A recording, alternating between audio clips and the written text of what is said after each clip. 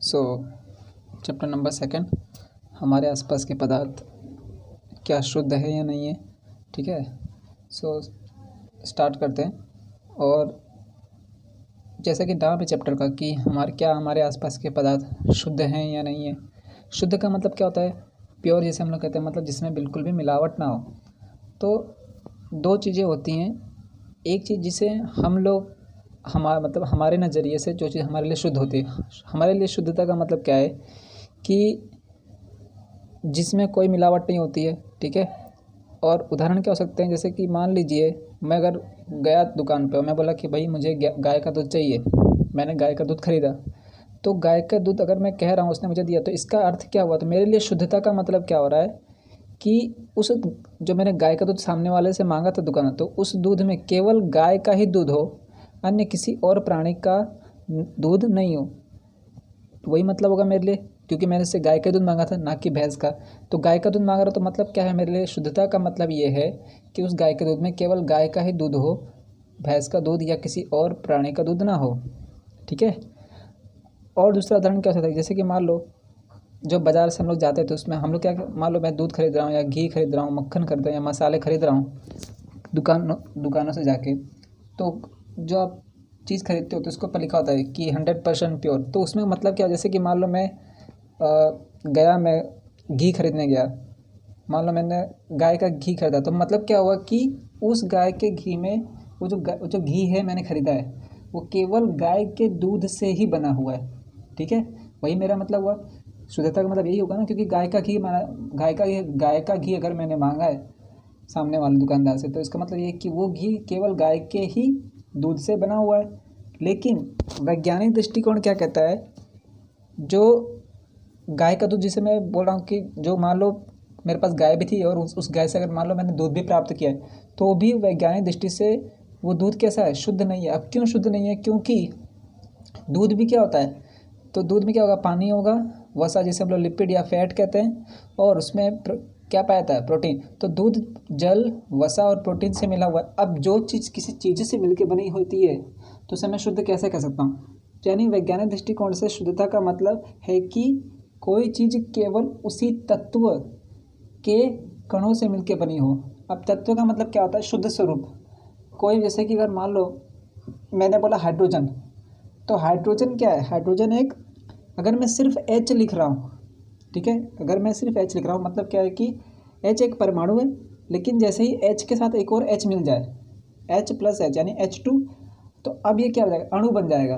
क्योंकि अणु की परिभाषा क्या होती है कि दो या दो से अधिक परमाणु से मिलकर क्या बनता है? अणु। और वही अणु क्या बनाते हैं? तत्व। यानी अगर मैं मान लो मैं अगर हाइड्रोजन बोल रहा हूँ, अगर मान लो मैं H2 लिखता हूँ, तो H2 का मतलब होता है कि वह अणु है जो हाइड्रोजन के ही परमाणुओं से मिलकर बना है, और वही हाइड्रोजन के अणु क्या बनाते हैं, और वही H2 मेरा क्या कहलाता है? तत्व कहलाता है। अणु ही एक तरह से तत्व होते हैं। तो लेकिन जल अगर मैं बोलूँ, जो मेरा दूध है उसमें क्या होगा? जल होगा, वसा होगा, प्रोटीन होगा। जल का मतलब क्या होता है? H2O। अब जल भी देखो किस चीज़ से बना है? H2O, यानी दो अलग अलग तत्व हैं। हाइड्रोजन एक अलग तत्व है, ऑक्सीजन एक अलग तत्व है। हमें पता है कुल हमारे पूरे पृथ्वी पर कुल 118 तत्व पाए जाते हैं।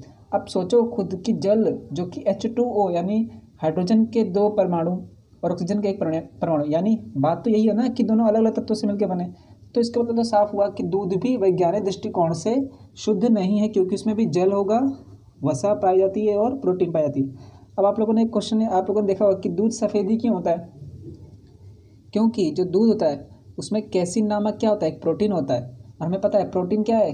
एमिनो एसिड है, जिसके अंदर 4 तत्व पाए जाते हैं, कार्बन, हाइड्रोजन, नाइट्रोजन और ऑक्सीजन।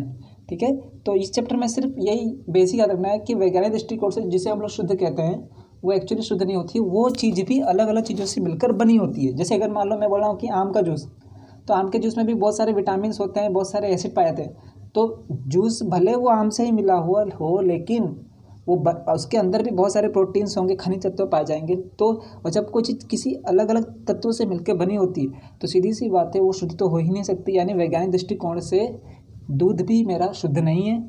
ठीक है, कोई भी दूध ले लो वो शुद्ध नहीं होगा। क्यों? क्योंकि उसके अंदर जल होगा, वसा होगा, प्रोटीन होगा। वसा जिसे हम लिपिड या फैट कहते हैं। ठीक है, तो इसमें सिर्फ मैंने यही सिर्फ एक बेसिक डेफिनेशन है आपके लिए समझने के लिए कि वैज्ञानिक दृष्टिकोण से शुद्धता का मतलब क्या है, और हमारे दृष्टिकोण से शुद्धता का मतलब होता है कि जैसे कि मैंने गाय का दूध मांगा तो वो दूध सिर्फ गाय से ही प्राप्त हुआ होना चाहिए, किसी और प्राणी से नहीं हुआ, किसी और प्राणी से प्राप्त हुआ होना नहीं चाहिए। ठीक है, अगर मैं मान लो मैं गया, मैंने बोला भाई मुझे आयोडीन का नमक चाहिए, तो उसमें सिर्फ वो नमक ही होना चाहिए। अब उसमें ये नहीं कि मैं उसमें पाउडर, मान लो मैंने चूने का पाउडर मिला दिया, वो भी सफ़ेद सफ़ेद दिख रहा है, या फिर मैंने मान लो शक्कर मिला दिया, तो वो तो अशुद्ध हो गया ना, वो हमारे लिए। लेकिन वैज्ञानिक दृष्टिकोण से मतलब है कि जो चीज़ हम शुद्ध कहते हैं वो भी अंदर अंदर बहुत सारी चीज़ों से मिलकर बनी होती है। जैसे कि यहाँ पे जल का उदाहरण, दूध का उदाहरण, कि दूध भी जल, वसा और प्रोटीन से मिलकर बना होता है। ठीक है, आगे चलते हैं।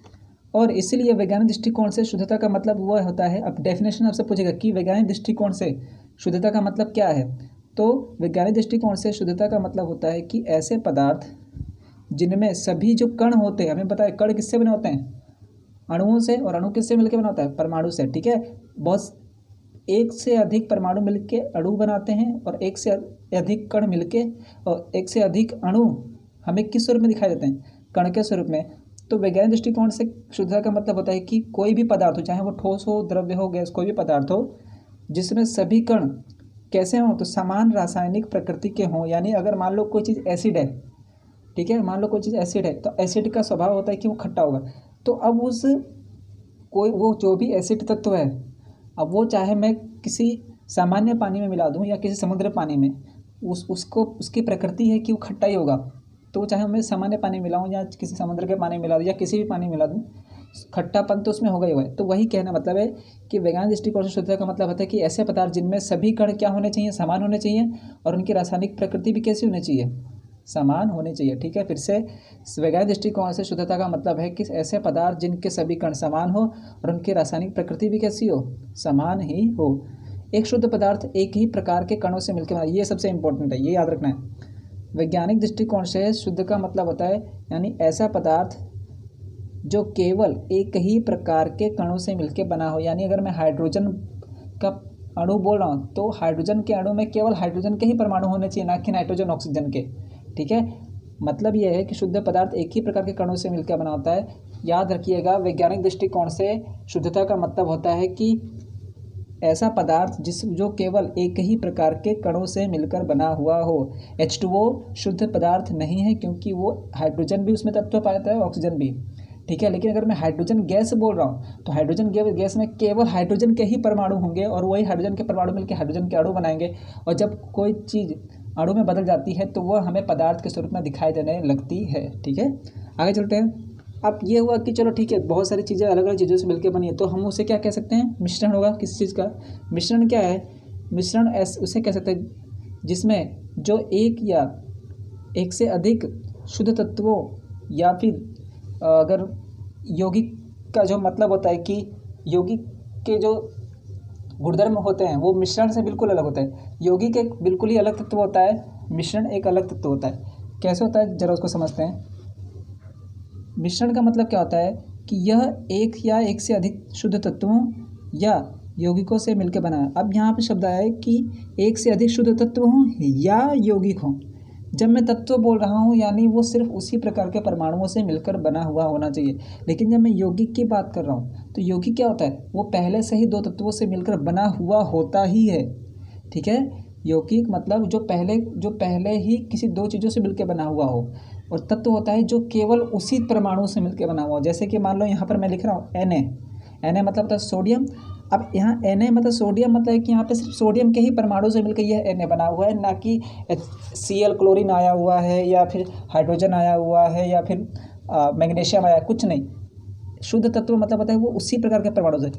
अब जैसे कि मान लो यहाँ पर Na है, ठीक है, तो Na एक तत्व है, Cl यानी क्लोरीन एक तत्व है।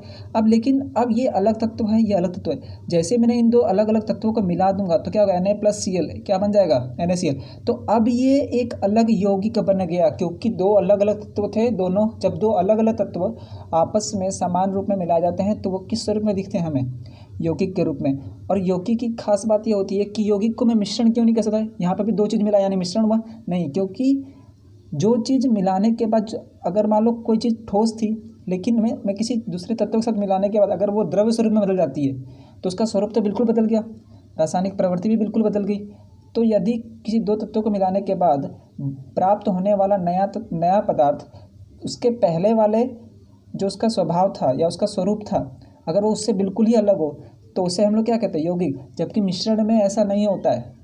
अगर मैं बात करूँ इसका सबसे आसान उदाहरण इसका यही है कि H2O हाइड्रोजन गैस होती है, ऑक्सीजन गैस होती है, लेकिन दोनों मिला दूंगा तो क्या हो जाएगा, किस स्वरूप में दिखती है हमें, तो जल के स्वरूप में। अब देखो थी गैस में मिल रही है पानी में, तो बिल्कुल ही अलग स्वरूप हो गया, उसकी रासायनिक प्रकृति अलग हो गई। तो इसलिए H2O मिश्रण नहीं है, यौगिक है। ठीक है। अब मिश्रण के प्रकार क्या क्या होंगे, जिससे बोला कि H2 है प्लस O है, दोनों ही गैस होती हैं, लेकिन मिला दूंगा तो क्या हो जाएंगे H2O, और H2O क्या है, यौगिक है। अच्छा याद रखिएगा, NaCl जिसे हम लोग सोडियम क्लोराइड भी कहते हैं, उसे हम लोग एक और नाम से कहते हैं, एक और नाम होता है उसका जिसे हम लोग बोलते हैं साधारण नमक, जो हमारे घर में यूज़ होता है ना, वही है। मिश्रण के दो प्रकार होते हैं, एक होता है समांगी मिश्रण और एक होता है विषमांगी मिश्रण। ये क्वेश्चन पूछते हैं कि बताइए मिश्रण के कितने प्रकार है, तो दो, समांगी मिश्रण और विषमांगी मिश्रण। समांगी मिश्रण को हम लोग विलयन भी कहते हैं, तो इसको आप लोग याद रखिएगा, समांगी मिश्रण को विलयन भी कह सकते हैं हम लोग। अब समांगी मिश्रण में क्या क्या होगा, अब हम लोग क्या करेंगे, एक एक करके पढ़ते हैं कि समांगी मिश्रण में क्या होता है कि यदि यह क्या होता है, तो दो या दो से अधिक जो पदार्थ होते हैं उनका क्या होता है, समांगी मतलब होता है समान रूप से। ठीक है, दो या दो से अधिक पदार्थों का समांगी मिश्रण ही क्या कहलाता है, समांगी मिश्रण। यानी दो या दो से अधिक पदार्थों का समान रूप से अगर मैं मिला दूंगा तो उससे प्राप्त होने वाले मिश्रण को हम लोग कहते हैं समांगी मिश्रण। फिर से, दो या दो से अधिक पदार्थों को समान रूप से मिलाने पर प्राप्त होने वाले मिश्रण को कहते हैं समांगी मिश्रण। जैसे नींबू पानी थी, मान लो अपने गिलास में पानी लिया, उसमें आपने नींबू डाल दिया, अच्छे से मिला दिया, अच्छे तरह से मिल जाएगा, तो क्या हुआ, समांगी मिश्रण। सोडा जल जो आपके दुकान वाले लेके जो आपके जो कोल्ड ड्रिंक्स होते हैं वो भी क्या होता है, एक तरह से सोडा जल होता है।